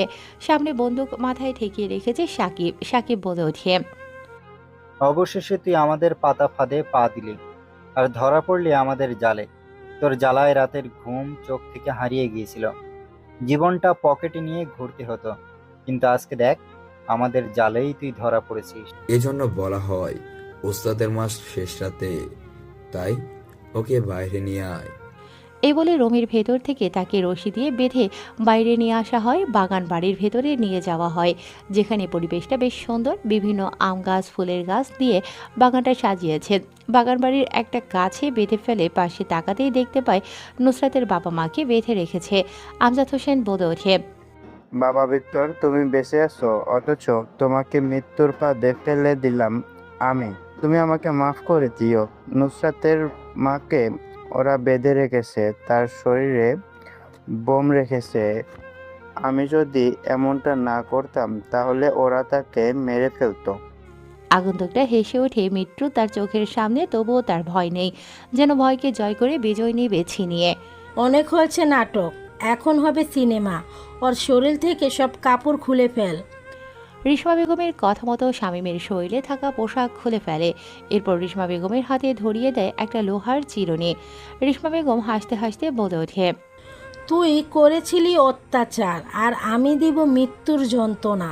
কথাটা বলে পিঠের উপর লোহার চিরুনি রেখে নিজের দিকে টানতে থাকে। সাথে সাথে শরীরের চামড়া কেটে মাংস বেরিয়ে আসে। শরীরটা মুহূর্তের মধ্যেই ছিঁড়ে ফেলে, শরীরটা ক্ষত হয়ে যায়। এরপর সেখানে লবণ নিয়ে আসা হয়। তারপর রিশমা বেগম 2 মুঠো লবণ নিয়ে ঘাড়ের ওপর রাখে। এরপর পিঠের ছিঁড়ে যাওয়া ক্ষতস্থানে লবণ দিয়ে পিঠে মালিশ করতে থাকে। ক্ষতস্থানে রক্তের সাথে লবণগুলো যত গলে যায় তত শরীরের ভেতর এক মৃত্যু যন্ত্রণার সৃষ্টি হয়। কেঁপে ওঠে ভিক্টরের শরীর। এটা দেখে সবাই হেসে ওঠে, কিন্তু ভিক্টর দাঁতে দাঁত রেখে সমস্ত যন্ত্রণা নিজের বুকের ভেতর রেখে দেয়। সবাই অবাক হয়ে তাকিয়ে আছে। আমজাদ হোসেন ও তার স্ত্রী ভয় চোখ বন্ধ করে ফেলেছেন। ভিক্টর কোনো কথা বলে না, চুপচাপ সমস্ত অত্যাচার সহ্য করতে থাকে। সাকিব দৌড়ে এসে ভিক্টরের বুক বরাবর লাথি মারে আর মুখে কয়েকটা ঘুষি দিয়ে বলে ওঠে, ভেবেছিলাম তুই মরে গেছিস, কিন্তু তুই যে এখনো বেঁচে আছিস জানি না। তোর কই মাছের জান, তবে তোকে আজকে জবাই করে মেরে ফেলবো, যাতে বাঁচতে না পারিস। এখনো সময় আছে, আমাকে মেরে ফেল। যদি আমি বেঁচে যাই তাহলে দুনিয়াটা জাহান্নাম হয়ে যাবে তোদের জন্য। জাহান্নাম তো তোর জন্য হয়ে গেছে দুনিয়াটা। তোকে এতটাই যন্ত্রণা দিয়ে মারবো যে তুই মৃত্যুকালে বলে সেটা তোর চোখের সামনে তোর শ্বশুর শাশুড়ি দেখবে। শামীম হাসতে থাকে। এটা দেখে সাকিব, এন্তাজুল হক সহ বেশ কয়েকজন ছেলে পেলে হক স্টিক দিয়ে এলোপাতাড়ি পেটাতে থাকে। শামীম চুপচাপ সমস্ত মার সহ্য করতে প্রায় রক্তাক্ত হয়ে গেছে শরীরটা, ছেড়ে দিয়েছে শরীরটা, বিভিন্ন জায়গায় ফেটে গেছে, রক্ত গড়িয়ে পড়ছে, চোখগুলো বন্ধ হয়ে গেছে। দাঁড়িয়ে থাকতে না পেরে শরীরটা এলিয়ে দিয়েছে, রশি দিয়ে বেঁধে রেখেছে হাত পাগুলো। রশির ওপর ভর করে শরীরটা ছেড়ে দিয়েছে ভিক্টর। রেশমা বেগম বলে ওঠে, অনেক হয়েছে, ওকে এখন আমার হাতে ছেড়ে দাও। ওকে আমি নিজের হাতে জবাই করে মেরে ফেলবো। কথাটা বলে ছুরি হাতে নিয়ে এগিয়ে যায় রেশমা বেগম। ভিক্টরের গলার উপর ধারালো একটা ছুরি রেখে যখনই টান দিতে যাবে, ঠিক তখনই গরম বুলেটের শব্দে জায়গাটা আবার মুখরিত হয়ে ওঠে। সাইলেন্সারের বুলেটের শব্দে জায়গাটা থমকে যায়। সবার চোখ যায় গেটের দিকে। কোনো এক আগন্তুকের আগমন ঘটে বাইকের উপরে বসে, বন্দুক হাতে গুলি করছে রেশমা বেগমের হাতে। রেশমা বেগমের হাত থেকে ছুরিটা পড়ে যায়। রেশমা বেগম সেখান থেকে পিছিয়ে আসে। এটা দেখে সাকিব বলে ওঠে, কে রে তুই? তোর সাহস হয় কি করে আমাদের উপর গুলি চালানোর? সরকারি বন্দুক থেকে একটা বুলেট বের হলে তার হিসাব দিতে হয় সরকারকে, কিন্তু ভিক্টরের দেওয়া বন্দুক থেকে একটা বুলেট বের হওয়া মানে একটা শয়তানকে জিন্দা কবর দেওয়া। আগন্তুকটা কথাটা বলে আবারও মাস্টারমাইন্ড একটা হাসি দেয়। এটা দেখে ভিক্টর হো হো করে হেসে ওঠে। সবাই ভিক্টরের দিকে তাকায়। আগন্তুকটা মাথায় থাকা হেলমেটটা খুলে বাইকের ওপরে রাখে। সবাই আগন্তুকটাকে দেখে নিজেদের হুঁশ হারিয়ে ফেলে। সেই পরিচিত মানুষটাকে দেখে এন্তাজুল সাহেব বলে ওঠে, সৈকত, ইন্সপেক্টর সৈকত, তুমি তুমি এখানে কি করো? কি করব বলেন স্যার, আপনারা নিয়ে এলেন, আমাকে আসবো না ভেবেছিলাম, কিন্তু আসতে হলো আপনাদের মাঝে। তোর কত টাকা লাগবে বল, এখান থেকে চলে যা, হয়তো তোকেও এই ভিক্টরের মতো মেরে পুঁতে দেব। হুম, এবার তো ভিক্টর মরবে না মারবে? তোরা তোদের জীবনে আয়ুটাই এখানে শেষ হয়ে গেছে। গাছের মধ্যে থাকা সেই পাতাটা অলরেডি পড়ে গেছে, তাই তোদের এখন থেকে যেতে হবে তোদের আসল বাড়িতে। এতদিনে অনেক মেহমানি খেয়েছিস এই পৃথিবীতে, এখন তোরা যাবি আমাদের মাধ্যমে তোদের নতুন বাড়িতে। তোকে তো এন্তাজুল হক যখনই হক স্টিক দিয়ে মারতে যাবে সৈকতকে, তখনই সৈকত হাঁটুর নিচে গুলি করে এন্তাজুল হকের। ভিক্টর সৈকতকে দেখে অবাক হয়ে যায়। সৈকত কোনো কথা না বলে ভিক্টরের দু পায়ের বাঁধন বরাবর গুলি করে, সাথে সাথে বাঁধন ছিঁড়ে যায়। এরপর সৈকত সবাইকে গুলি করতে থাকে। ভিক্টরের ভেতরে থাকা সমস্ত শক্তি দিয়ে রশিতে টান দেওয়ার সাথে সাথে রশি ছিঁড়ে যায়। এরপর ভিক্টর এক এক করে সবাইকে কুত্তার মতো জবাই করে ফেলতে থাকে। দুইটা ছেলের উপরে ছুরি দিয়ে লাফ দেওয়ার সাথে সাথে দুইটা ছেলের শরীর থেকে মাথাটা ছিটকে গিয়ে পড়ে। একজনের শরীরের উপর আঘাত করতে শরীরটা দুখণ্ড হয়ে দুদিকে ছিটকে গিয়ে পড়ে। অপর পাশে থাকা ছেলেটার ঘাড় বরাবর কুড়াল দিয়ে কোপ দেওয়ার সাথে সাথে মাথাটা ছিটকে গিয়ে সরজমিনের ওপর লাফালাফি করতে থাকে। যেন পাগল হয়ে গিয়েছে ভিক্টর। পাগলের মতো এক পাশ থেকে শুরু করে সবাইকে কোপাতে থাকে। এদিকে ইন্সপেক্টর সৈকত এক এক করে সবাইকে টার্গেট করে গুলি করতে থাকে। এক পর্যায়ে আমজাদ হোসেন ও তার স্ত্রীকে সেখান থেকে নিয়ে বাড়ির ভেতর পাঠিয়ে দেয়। ভিক্টরের সমস্ত শরীরের রক্ত বিভিন্ন মানুষের রক্তে রঞ্জিত হয়ে উঠেছে। মুখে বুকে সারা শরীরে রক্ত দিয়ে গোসল করা হয়ে গেছে। চতুর্পাশে রক্তে রক্তাক্ত হয়ে গেছে। লাশের টুকরোগুলো শরীর থেকে আলাদা হয়ে বিভিন্ন স্থানে লাফালাফি করতে থাকে। সাকিব, রিশমা আর এন্তাজুল হক এটা দেখে মাথায় হাত দিয়েছে। ভয়ে গলার শুকিয়ে গেছে, গলা দিয়ে কোনো আওয়াজ বের হয় না। এটা দেখে যখনই পালাতে যাবে তখনই সাকিবের পিঠের উপর ছুরি দিয়ে আঘাত করার সাথে সাথে সাকিবের পিঠের অংশটা ছিঁড়ে যায়। সাকিব মাটিতে হুমড়ি খেয়ে পড়ে যায়। এরপর তাকে টেনে নিয়ে এসে একটা গাছের সাথে বেঁধে ফেলে। কেউ বেঁচে নেই, সবাই টুকরো টুকরো খণ্ড খণ্ড হয়ে মাটিতে পড়ে আছে। রিশমা বেগম আর ইন্তাজুল হকের মাথার উপর বন্দুক ঠেকিয়ে দাঁড়িয়ে আছে ইন্সপেক্টর সৈকত। সাকিব ভয়ে বলে ওঠে, ভাই তোর পায়ে পড়ি, আমাকে মাফ করে দে, আমাকে ছেড়ে দে। আমি তো তোকে ছোটবেলায় মানুষ করেছি, বড় করেছি, এই উসিলায় তুই আমাকে ছেড়ে দে। হা হা হা, শাওয়ার ফোল্লা, তুই আমার জীবনটা চাইলে সেটাও তোর জন্য দিয়ে দিতাম। তুই আমার সাজানো সংসার ভেঙেছিস, আমার বিশ্বাস নিয়ে খেলেছিস, তোকে কি করে ছেড়ে দিব বল? শামীম ইচ্ছে মতো সাকিবকে পেটাতে থাকে, মারতে মারতে আত্মহত্যা করে ফেলেছে। এরপর পা দিয়ে লাথি মারে তার লজ্জাস্থানে। সাথে সাথে গগন ফাটানো এক চিৎকার দেয় সাকিব, যেন জীবনটা বেরিয়ে যায়। পায়ের পাতা থেকে শুরু করে মাথার ব্রেন পর্যন্ত যেন শরীরে থাকা আত্মাটা ভয়ে ছটফট করতে থাকে। সাকিব ব্যথায় লাফাতে থাকে, সাকিবকে পায়ে রশি বেঁধে উল্টো করে ঝুলিয়ে দেয়। তোর মৃত্যুটা এত ভয়ঙ্কর হবে যে 2026 সালের ইতিহাস হয়ে থাকবে। কথাটা বলে তার শরীরে থাকা সমস্ত কাপড় ছিঁড়ে ফেলে। এরপর তাকে নগ্ন করে পায়ের গিরা কেটে ফেলা। এরপর হাত দিয়ে শরীরের চামড়াগুলো নিচের দিকে টানতে থাকা। চিৎকার করতে করতে সাকিব ব্যথায় ছটফট করতে থাকে। তার গগন কাঁপানো চিৎকার যেন সবার হৃদয়কে কাঁপিয়ে তোলে। আকাশটা মুহূর্তের মধ্যেই কালো মেঘে ছেয়ে যায়। রাত তখন 10টা বাজে। তারাগুলো কালো মেঘে হারিয়ে যায়। চাঁদ মামা ভয়ে লুকিয়ে পড়ে কালো মেঘের আধারে। দমকা বাতাস যেন থেমে যায়। বিভিন্ন জায়গা থেকে ভেসে আসা বিভিন্ন প্রজাতির প্রাণীগুলোর ডাকাডাকি বন্ধ হয়ে যায়। সাকিব চিৎকার করতে থাকে। সাকিবের মুখের ভেতর থেকে জিহ্বাটা টেনে বের করে সেটা কেটে ফেলে। এরপর শরীর থেকে চামড়াটা টানতে টানতে সম্পূর্ণ শরীরের চামড়া আলাদা করে ফেলে। তারপর পুরো শরীরে ভালো করে লবণ মাখিয়ে দেয়। তখনও জীবন ছিল। নিস্তেজ আর রক্ত শূন্য হয়ে সাকিব সেখানেই মারা যায়। শামীম এলোপাথারি ধারালো কোড়াল দিয়ে শরীরের মাংসগুলোকে আলাদা করতে থাকে। শরীরটা মুহূর্তের মধ্যে টুকরো টুকরো মাংসে পরিণত হয়। এরপরও যেন তার রাগ নিয়ন্ত্রণে আসে না। কঙ্কাল হয়ে গাছে ঝুলে থাকা সাকিবের দেহটা সৈকত বলে ওঠে। শামীম ওদেরকে ছেড়ে দাও, বাকি দুজন কি করবে? এরপর শামীম সাকিবকে ছেড়ে দেয়। শামীম পকেট থেকে ফোন বের করে কাকে যেন ফোন করে। সাথে সাথে 3 থেকে 4টি গাড়ি ছেলে পেলে এখানে উপস্থিত হয়। এরপর শামীম ইশারা দেওয়ার সাথে সাথে তাদেরকে তুলে নিয়ে যাওয়া হয়। রাত তখন 11টা বাজে। পরিবেশটা মৃদু বাতাস বইছে। বাংলো বাড়ির ভেতরে বেঁধে রেখেছে চেয়ারের সাথে রিশমা বেগম ও ইন্তাজুল হককে। রিশমা বেগম বলে ওঠে, ওই মাফিয়া, তোর হাতে সময় আছে, বাঁচতে চাইলে আমাদের ছেড়ে দে। চুপ শালি, তোকে আজকে ভয়ঙ্কর শাস্তি দিব। তুই আমার ইমোশন নিয়ে খেলেছিস। কথাটা বলে শামীম রেশমা বেগমকে বিছানার উপর ফেলে দিয়ে খাটের সাথে হাত পা বেঁধে ফেলে। রেশমা বেগমের বয়স 35 থেকে 38 বছর হবে। দেখতে এখনও ভীষণ হট, মাথায় প্রচণ্ড রাগ, চোখে তীব্র ঘৃণা। শামীম এবার রেশমা বেগমের বুকের ওপর হাত দিয়ে পরনে থাকা ব্লাউজ সহ ব্রা ছিঁড়ে ফেলে। ভয়ে তার আর লজ্জায় চোখ বন্ধ করে ফেলে রেশমা বেগম। শরীর কাঁপতে থাকে, ভয়ে মুখ দিয়ে কোনো আওয়াজ বের হয় না। পুরো উলঙ্গ করে খাটের উপর ফেলে রেখেছে রেশমা বেগমকে। সমস্ত ঘটনাটা দেখছে ইন্তাজুল সাহেব। ইন্তাজুল হক বলে ওঠে, এই তুই পাগল হয়েছিস? তুই কি করছিস এসব? শামীম দৌড়িয়ে ইন্তাজুল হকের লজ্জাস্থানে লাথি মারে। ব্যথায় কুকড়ে ওঠে ইন্তাজুল হক। এরপর শামীম নিজের প্যান্টের বেল্ট খুলে এলোপাতাড়ি পেটাতে থাকে রেশমা বেগমকে। উলঙ্গ শরীরে বেল্টের আঘাতে ক্ষতবিক্ষত হতে থাকে শরীর।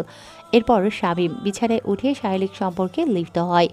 সারা শরীরে কামড় আর নখের আচারে ব্যথায় কুকড়ে ওঠে। বেল্টের আঘাত আর শারীরিক অত্যাচারে নিস্তেজ হয়ে যায় রেশমা বেগম। বিছানার উপর চাদরটা রক্তে রঙিন হয়ে গেছে।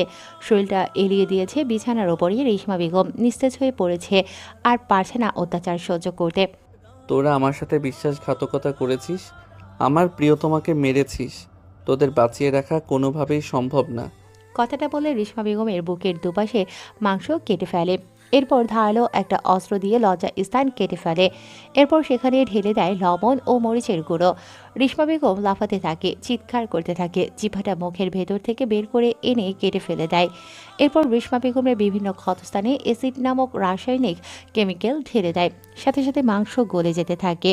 পাশের রান্নাঘর থেকে ফুটন্ত গরম তেল এনে রেশমা বেগমের মুখের ভেতর একটা পাইপ ঢুকিয়ে দিয়ে গরম তেল ঢুকিয়ে দেয়। মুখের ভেতর দিয়ে গরম তেল পেটের মধ্যে যাওয়ার সাথে সাথে ভেতরের অংশ পুড়ে যায়। রেশমা বেগম সেখানেই শেষ নিঃশ্বাস ত্যাগ করে। এরপর সেখানে উপস্থিত হয় ইন্সপেক্টর সৈকত আর বলে ওঠে, শামীম এখন এনজুয়েল হকের কি করবে? ওকে বেশি কষ্ট দিব না, ওকে শুধু পদ্মা সেতুর নিচে ঝুলিয়ে রেখে দিব। তাদের ওকে নিয়ে চলো। হুম। তখন রাত 2টা বাজে। বাংলো বাড়ির ভেতর থেকে বের হয় একটা কালো রঙের স্মার্ট গাড়ি। পদ্মা সেতুর ওপরে গাড়িটা এসে থামে। এরপর সাইডের একটা রাস্তা ধরে পদ্মা সেতুর নিচে নামে। তারপর একটা স্টিমারে করে পদ্মা সেতুর মাঝখানে গিয়ে দাঁড়ায়। এরপর সেখানে একটা মই নেই। তারপর পদ্মা সেতুর ওপরে নিচের অংশে লাগিয়ে দেয়। এরপর শামীম ইমতাজুল হকের শরীর থেকে সমস্ত পোশাক খুলে ফেলে। তোর পায়ে পড়ি শামীম, আমাকে ছেড়ে দে, আমার সব সম্পদ তোকে দিয়ে দেব। তোর গাছের পাতা ঝরে গেছে, মৃত্যুর সময় হয়ে গেছে, যেতে হবে তোকেও। পরে কথা না বলে চুপচাপ মেনে নে নিজের মৃত্যুটাকে। কথাটা বলে ইমতাজুলের হকের 2 হাতের রক কেটে দেয়। চামড়া কেটে রক্ত বের হতে থাকে। এভাবেই পায়ের অবস্থা করে। তারপর প্লেট দিয়ে শৈলের পিঠ থেকে শুরু করে বুকে পেটে টানতে থাকে। শৈলটা মুহূর্তের মধ্যেই চিরে ফালা ফালা হয়ে যায়। এরপর ইমতাজুল সাহেবের লজ্জার স্থানে রশি বেঁধে 2টা ইট ঝুলিয়ে দেয়, যেখানে জীবনটা বের হয়ে যায়। মুখের ভেতর থেকে জিহ্বাটা বের করে কেটে ফেলে, যাতে চিৎকার করতে না পারে। এদিকে তার পুরুষাঙ্গে 2টা ইট বেঁধে নিচে ঝুলিয়ে দেওয়াতে তার জীবন বেরিয়ে যেতে থাকে। এরপর গলায় হালকা করে শ্বাসনালী কেটে দিয়ে পদ্মা সেতুর নিচের অংশে ঝুলিয়ে দেয়। ছটফট করতে থাকে ইমতাজুল হক। এরপর শামীম সেখান থেকে চলে যায়। দেখতে দেখতে রাত কেটে সকাল হতে থাকে। চলুন তাহলে শুনে আসি শামীম কি করে বেঁচে গেল। পদ্মা সেতুর উপর থেকে শামীমকে যেদিন ফেলে দেওয়া হয়, সেদিন সেখানেই পানিপথে কিছু অসাধু ব্যবসায়ীকে ধরতে ইন্সপেক্টর সৈকত নিচ দিয়ে যাচ্ছিল, আর উপর থেকে ফেলে দেয় শামীমকে। শামীমকে স্টিমারের উপরে পড়ে। রক্তাক্ত শরীর দেখে ঘাবড়ে যায় ইন্সপেক্টর সৈকত। ইন্সপেক্টর সৈকত চিনতে পারে এটা ভিক্টর। এই মুহূর্তে সেখানে দেরি না করে দ্রুত নিয়ে যায় গোপনে হাসপাতালে। এরপর কয়েকদিন পর জ্ঞান ফেরে। তারপর তার কাছ থেকে সমস্ত কিছু শুনে ইন্সপেক্টর সৈকত তাকে সাহায্য করে। এই ছিল তার ফিরে আসা এবং বেঁচে যাওয়া অতীতের গল্প। ইন্সপেক্টর সৈকত আর ভিক্টর দুজনে বসে চায়ের কাপে চুমুক দিয়ে চা খাচ্ছে আর টিভির স্ক্রিনে শুনছে। কালকে বিকেল 5টায় খবরের এক সংবাদে নুসরাতের বাবা মা তাদের মেয়ের বেঁচে থাকার কথা প্রকাশ করে, কিন্তু সবটাই ছিল একটা গল্প সাজানো। মূলত ভিক্টরকে ধরার জন্য এটা ফাঁদ পাতা হয়েছিল। তবে ভিক্টর বেঁচে আছে, বেঁচে নেই নুসরাত আহমেদ হোসেনের বাড়িতে প্রায় কয়েকশো লাশ পাওয়া গেছে। এই ছিল বর্তমান খবর। তুমি এখন কি করবে ভিক্টর? দেশ ছেড়ে চলে যাব। এদেশে থাকলে নুসরাতের মায়া আমাকে কুড়ে কুড়ে খাবে। যেদিকে তাকাই সেদিকে শুধু নুসরাতকেই দেখতে পাই। ঠিক আছে, আমি তোমার যাওয়ার সমস্ত ব্যবস্থা করতেছি। পরিবেশটা তখনও গরম। প্রতিশোধ নেওয়া শেষ। সবাইকে মেরে প্রতিশোধের নেশায় নিজেকে পুড়িয়ে এখন অন্য কোনো এক দেশে চলে যাবে শামীম। রাত হয়েছে। শামীম কবরস্থানের পাশে দাঁড়িয়ে শেষবারের মতো দেখা করতে এসেছে তার প্রিয়সীর। ওহে আমার প্রিয়তমা, তোমার খুনের প্রতিশোধ নিয়েছি। আমি সবাইকে পাঠিয়ে দিয়েছি দূর আকাশে, শুধু আমি যেতে পারলাম না তোমার কাছে। এই শহর ছেড়ে আমি যাব অন্য দেশে, তবে ভুলতে পারবো না তোমাকে। নতুন গন্তব্যে আমার যাত্রা হবে, নতুন এক জীবন নিয়ে। তুমি ওই আকাশের তারা হয়ে আমাকে ভালোবেসে চেও। আমি তোমাকে আগলে রাখবো আমার বুকের ডান পাশে। কথাটা বলে কবর জিয়ারত করে চোখের পানি মুছে শামীম সেখান থেকে চলে আসে নিজ বাড়িতে। এমন সময় ইন্সপেক্টর সৈকত হন্তদন্ত হয়ে বাড়ির ভেতর প্রবেশ করে। এটা দেখে বলে ওঠে শামীম, আপনার কি হয়েছে? আপনি এমন করতেছেন কেন? বুঝতেছি না ভিক্টর, কি করব। সেন্ট মার্টিন এর ওপরে বেশ কিছু সন্ত্রাসী হামলা করতে চলে এসে ঠেকাবো কিভাবে বুঝছি না। কেন? সেনাবাহিনী আছে, বিজিবি আছে, পুলিশ অফিসার আছে, সবাইকে নিয়ে যান। এখানে অনেক বড় একটা চোরক কাজ করেছে। প্রশাসনের পক্ষ থেকে কেউ একজন গাদ্দারি করছে, যার কারণে এটাকে ধরতে পারছি না আমরা। যদি যাই তাহলে খুব সহজেই তারা বুঝে যাবে। ওকে, তাহলে আমার যাওয়ার ব্যবস্থা করেন। কিন্তু ওরা খুব ভয়ঙ্কর, তুমি সেখানে মারা যেতে পারো। আমার হারানোর কিছুই নেই, আপনি ব্যবস্থা করুন। ঠিক আছে।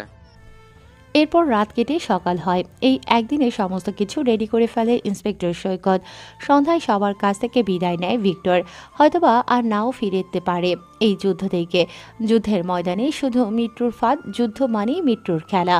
ভিক্টর, আমি চাই তুমি বিজয় ছিনিয়ে নিয়ে এসো। নিজের খেয়াল রেখো। কেন জানি না মনে হচ্ছে এই যুদ্ধ আমি জিতব ঠিকই, কিন্তু বেঁচে ফিরতে পারবো না। নিজের ওপর আত্মবিশ্বাস রেখো। সবার কাছ থেকে বিদায় নিয়ে শামীম চলে যায় সেন্ট মার্টিনে। ওখানে গিয়ে দেখতে পায় ছোট ছোট করে অনেকগুলো কেন্দ্র করে সন্ত্রাসীরা সেন্ট মার্টিন দখল করেছে। এখানে দেশ ও দেশের বাইরে থেকে অনেক পর্যটক ঘুরতে আসে। সেন্ট মার্টিন সম্পর্কে আপনাদের আর নিশ্চয়ই অবগত করতে হবে না। দেখতে অপরূপ সৌন্দর্য ভরা প্রাকৃতিক দৃশ্য, নীল সাগরের ঢেউ, নারকেল গাছের সারি, প্রাকৃতিক পরিবেশের সৌন্দর্য ভরে উঠেছে সেন্ট মার্টিন। আতঙ্কবাদীরা এটা দখল করেছে নিজেদের স্বার্থে ব্যবহার করার জন্য। অনেক পর্যটককে আটকে রেখেছে। শামীম নিজের মতো করে পজিশন নিয়ে সমস্ত দৃশ্যটা ড্রোন ক্যামেরার মাধ্যমে দেখতে থাকে। এক পর্যায়ে লিসা নামক একটা মেয়ে বলে ওঠে, বস, এত কিছুর পরও যদি সরকার আমাদের কথা না শুনে তাহলে কি করব? কি আর করব, মেরে ফেলে দেব এদেরকে আর আতঙ্ক সৃষ্টি করব সেন্ট মার্টিনে। প্রায় কয়েকশো মানুষ এখানে বেঁধে রাখা হয়েছে। যদি এখানে প্রশাসন আক্রমণ করে? ওকে বস, আমি তাহলে সমস্তটা একবার ঘুরে দেখি। কথাটা বলে ঘুরতে যায় লিসা। শামীম সমস্ত কিছু দেখে সাইলেন্সার লাগিয়ে গুলি করতে থাকে একটা ছেলেকে, যাকে যেখানে লাগে সে সেখানেই পড়ে থাকে। হঠাৎ করে লিসার চোখ যায় সমুদ্রের ধারে পড়ে থাকা তাদের একটা ছেলের দিকে। রিচার্ড সেখানে দৌড়ে যায় আর দেখতে পায় তার মাথায় কেউ গুলি করেছে। সাথে সাথে লিসা ফোন করে বলে ওঠে, বস, কেউ অ্যাটাক করছে, আমাদের কয়েকজন ছেলেকে মেরে ফেলেছে। মুজাহিদের কথায় লিসা সবাইকে এক জায়গায় করে আর সবাইকে সতর্ক করে দেয়। সমুদ্রের পাশে বালুচরের ওপরে কয়েকশো ব্যক্তিকে আটকে রেখেছে। চতুর্পাশের বন্দুক হাতে 20 থেকে 30 জন আছে। হঠাৎ করে সাইলেন্সারের গরম শব্দে জায়গাটা মুখরিত হয়ে ওঠে। মাটিতে লুটিয়ে পড়ে রাফাত। এটা দেখে সবাই আতঙ্কে পড়ে যায়। ধীরে ধীরে ভেতরে প্রবেশ করতে থাকে শামীমের পা লেগে হঠাৎ করে একটা তার ছিঁড়ে যায়। সাথে সাথে নারকেলের বাগানে থাকা বম ব্লাস্ট হয়ে যায়। শামীম বুঝতে পারে পদে পদে রয়েছে মৃত্যুর ফাঁদ। সবাই বম ব্লাস্টের শব্দে আরও সতর্ক হয়ে যায়। সবাইকে হাঁটুভাস করে সেখানে বসিয়ে রেখেছে। নারকেল গাছের পেছন থেকে সমস্ত দৃশ্য দেখছে শামীম। পকেটে থাকে ফোনটা বেজে ওঠে রিসিভ করতেই। ওখানে সবকিছু ঠিক আছে ভিক্টর? সর্বোচ্চ 10 থেকে 15 জন বেঁচে আছে, আপনি দ্রুত ফোর্স পাঠান। কলটা কেটে দিয়ে শামীম যখন সামনে আসতে যাবে ঠিক তখনই পেছন থেকে তার মাথায় কেউ একজন বন্দুক ঠেকিয়ে ধরে। এরপর থেকে নিয়ে আসে বাকি মানুষগুলোর সামনে। বস, এই ছেলেটাই আমাদের বাকি ছেলেপেলেদের মেরেছে। ওকে রশি দিয়ে বেঁধে পানিতে ফেলে দে। যখনই সবাই অন্যমনস্ক হয়েছে ঠিক তখনই লিসার পায়ে লাথি মারে ভিক্টর আর বন্দুক তুলে লিসার মাথায় গুলি করে। লিসা সেখানেই পড়ে যায়। এটা দেখে মুজাহিদ লাথি মারে ভিক্টরকে।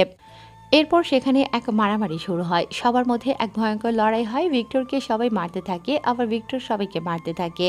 এক এক করে সবাইকে মারতে থাকে। সবাই আত্মরা হয়ে সেখানেই পড়ে আছে। তোদের জীবন। কথাটা শুনে ঘাবড়ে যায় মুজাহিদ আর রাবি। দুজনেই লাথি মারে ভিক্টরকে। ভিক্টর লাথি খেয়ে পড়ে যায়। দুজনেই যান প্রাণ নিয়ে দৌড়াতে থাকে নারকেলের বাগানের দিকে। ভিক্টর পড়ে থাকা একটা ধারালো ছুরি নিয়ে তাদের পেছনে দৌড়াতে থাকে। এক পর্যায়ে তাদের উপর লাফ দিয়ে শরীর থেকে মাথাটা এক কোপে আলাদা করে ফেলে। মুজাহিদের মাথাটা ছিটকে গিয়ে জঙ্গলে পড়ে। এরপর শামীম রাব্বির বুক বরাবর ধারালো ছুরিটা ঢুকিয়ে দেয়। এরপর পেটের মধ্যে কয়েকবার আঘাত করে। শামীম যখনই সেখান থেকে চলে আসতে যাবে ঠিক তখনই পেছন থেকে রাব্বি পরপর 6টা গুলি করে। 2টা গুলি মাথায় গিয়ে লাগে আর পিঠ ভেদ করে মুখ দিয়ে 4টা গুলি বের হয়ে যায়। গুলির আঘাত খেয়ে ছিটকে গিয়ে পড়ে পুঁতে থাকা একটা মাইন্ডারের ওপরে চাপ পড়ার সাথে সাথে ব্লাস্ট হয়ে যায়। মুহূর্তের মধ্যে মুজাহিদ রাব্বি শামীমের দেহটা ক্ষতবিক্ষত হয়ে যায়। সবাই ভয়ে চোখ বন্ধ করে ফেলে। আগুনের ঝলকানিতে শরীরে 70% পুড়ে যায়। ইতিমধ্যেই সেখানে সেনাবাহিনী, নৌবাহিনী আর র্যাব পৌঁছে যায়। ঘটনাস্থলে গিয়ে সৈকত পৌঁছায়। দ্রুত সেখানে গিয়ে দেখতে পায় কালো ধোঁয়ায় ছেয়ে গেছে জায়গাটা। ও মাই গড! আপনারা দাঁড়িয়ে না থেকে দ্রুত ভিক্টরকে উদ্ধার করে হাসপাতালে নিয়ে যাওয়ার ব্যবস্থা করেন। শামীমকে দ্রুত সেখান থেকে নিয়ে আসা হয়। শামীমের শরীরটা ক্ষতবিক্ষত হয়ে গেছে, এখনও জীবন আছে। মুখ দিয়ে রক্ত পড়ছে, শরীরের অধিকাংশ পুড়ে গেছে। অ্যাম্বুলেন্সে সৈকত সহ বেশ কয়েকজন অফিসার আছে। শামীম সৈকতের হাতে হাত রেখে বলে ওঠে, আমার সময় এখানেই শেষ। আমার যত সম্পদ আছে সব কিছু দিয়ে সুন্দর হাসপাতাল, শিক্ষা প্রতিষ্ঠান ও এতিমখানা গড়ে তুলিও এবং আমার অর্থগুলো আমার সাথে থাকা বাকি ছেলেদের মাঝে বিতরণ করে দিও। পারলে আমার প্রেয়সীর পাশে আমার লাশটা দাফন করিও। কথাটা বলে শেষ নিঃশ্বাস ত্যাগ করে শামীম। দুফোঁটা চোখের পানি গড়িয়ে পড়ে সৈকতের চোখ থেকে, সাথে সাথে বাকি অফিসারগুলোর। ভিক্টর, তুমি ছিলে বলে নতুন করে কোনো অপরাধী জন্মাতে পারিনি। আল্লাহ যেন তোমাকে জান্নাতবাসী করে বন্ধু। কথাটা বলে অ্যাম্বুলেন্স নিয়ে আসা হয় তার বাংলো বাড়িতে। পরের দিন রাষ্ট্রীয়ভাবে তার মৃত্যু ঘোষণা করা হয়। বাংলাদেশের সরকারি বেসরকারি সমস্ত প্রতিষ্ঠান বন্ধের ঘোষণা করা হয়। আকাশটা মেঘাচ্ছন্নময় ঘোলাটে। ভিক্টরের কথা মতো তার প্রিয়সীর পাশে তার কবর খোঁড়া হয়। জানাজার নামাজ আদায় করার জন্য প্রধানমন্ত্রী থেকে রাষ্ট্রপতি সহ 3 বাহিনীর প্রধান এবং দেশে থাকা বিভিন্ন জায়গা থেকে আসা মানুষের ঢল পড়েছে। জানাজার নামাজ আদায় করার জন্য প্রায় কয়েক হাজার মানুষ উপস্থিত হয়েছে। সমস্ত রাস্তা ব্লক করা হয়েছে। মানুষ বিভিন্ন জায়গায় বিভিন্ন স্থানে গায়েবী জানাজার নামাজ আদায় করছে শামীমের জন্য। সবাই শামীমের জন্য দোয়া করতে থাকে। এতিমখানা বৃদ্ধাশ্রমে থাকা মানুষগুলো কান্না করতে থাকে। দেখা হবে না আর শামীমের হারিয়ে গেল এভাবে শত্রুদের কাছে বিশ্বাসঘাতক বেঈমানদের কাছে সুন্দর একটা মাফিয়া ছেলের জীবন। এজন্যই বলা হয় একসাথে বসবাস করলে বন্ধু হয়ে যায় না, বরং সর্ষের মধ্যে ভূত লুকিয়ে থাকে। বেঈমানদের বিশ্বাসঘাতকতায় হারিয়ে গেল শামীমের মতো একজন ভয়ঙ্কর মাফিয়ার গল্প। এরপর আর জানাজা নামাজ আদায় করা হয়। ভাষণ দেয় প্রধানমন্ত্রী থেকে রাষ্ট্রপতি শুরু করে বড় বড় কর্মকর্তাগুলো। এরপর তার শ্বশুর ভাষণ দেয়। আপনারা ভিক্টরের জন্য দোয়া করবেন। সে হয়তো মাফিয়া ছিল, কিন্তু মানুষ হিসেবে ছিল অনেক ভালো। বিশ্বাসঘাতকদের জন্য আমাদের জীবন থেকে হারিয়ে গেল ভিক্টরের মতো একজন ভালো মানুষ। আমার জামাইয়ের জন্য, আমার মেয়ের জন্য সবাই দোয়া করবেন। কথাটা বলে কান্নায় ভেঙে পড়ে আমজাদ হোসেন। টেলিভিশনের পর্দায় বিভিন্ন সাংবাদিক নিউজে দেখাচ্ছে এই খবরটা। এরপর শামীমের লাশটা দাফন করা হয় তার প্রিয়সীর পাশে। এক এক করে সবাই দোয়া করে লাশ দাফন করে যে যার মতো নিজ গন্তব্যে চলে যায়। সময়টা কাটতে থাকে, ব্যস্ত হতে থাকে শহরটা। আর সবাই নিজেদের মতো করে জীবন নিয়ে গোছাতে থাকে। হারিয়ে যায় শুধু ভিক্টর নামক এক আতঙ্কের নাম। আকাশটা মেঘাচ্ছন্নময়। ঝুমঝুম করে বৃষ্টি পড়তে শুরু করেছে। শহরটা এখনও থমকে আছে। রক্ত যেন ধুয়ে নিয়ে যাচ্ছে এই বৃষ্টি। প্রকৃতির কি খেলা! শহরটা যেন পাপে ভরে গিয়েছিল। শয়তান বেঈমানদের লেগে থাকা রক্তগুলো বৃষ্টির স্রোতে ধুয়ে নিয়ে যাচ্ছে এই শহর থেকে। সৈকত শামীমের কথা মতো সমস্ত প্রপার্টি সবার মাঝে বন্টন করে দিতে থাকে। শহরটা নিজের মতো করে চলতে থাকে। হারিয়ে যায় ভিক্টর নামক সেই মাফিয়া আতঙ্কের নাম। ইতিহাসের পাতায় ও বইয়ের পাতায় উল্লেখ করে দেওয়া হয় ভিক্টর নামক আতঙ্কের নাম। ভালোবাসা কি অদ্ভুত! ভালোবাসার জন্য কেউ জীবন নেয়, আবার কেউ জীবন দেয়। মায়া বড় অদ্ভুত জিনিস। যে মায়ায় পড়ে সেই বোঝে। এভাবে শেষ হলো একটা মাফিয়ার জীবনের গল্প। সব গল্পের সুখ থাকে না, কিছু গল্পের শেষে দুঃখ থাকে। এটা একটা মাফিয়া গল্পের জীবনের ইতিহাস আপনাদের সামনে তুলে ধরলাম। আমাদের চ্যানেলটা সাবস্ক্রাইব করে আমাদের সাথে থাকবেন। স্টোরির পাশে আপনারা যদি থাকেন, নতুন গল্প উপহার দেব বারে বারে। ধন্যবাদ সবাইকে।